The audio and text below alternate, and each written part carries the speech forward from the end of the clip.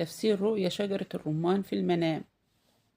شجرة الرمان ترمز إلى الرجل وأحيانا ترمز إلى المرأة حسب سياق المنام. أما ثمار الرمان فده مال مجموع، مال ممكن تكون انت مجمعه أو شايله على جنب يعني. أما لو شفت رمانة بايظة أو شكلها وحش كده فده هم وشوية تعب وتعب. والرمانة المتزوجة بيكون حمل لها، وللتاجر بيكون مال. والرمانة الواحدة لو كان طعمها حلو وجميل ولذيذ كده وعجبك فده مال مجموع.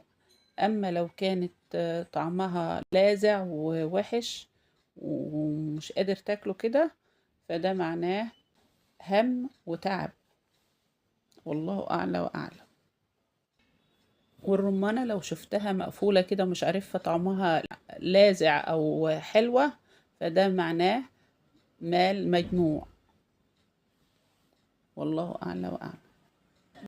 ما تنسوش يا حبايب الاشتراك واللايك والشير عشان يوصلكم كل جديد.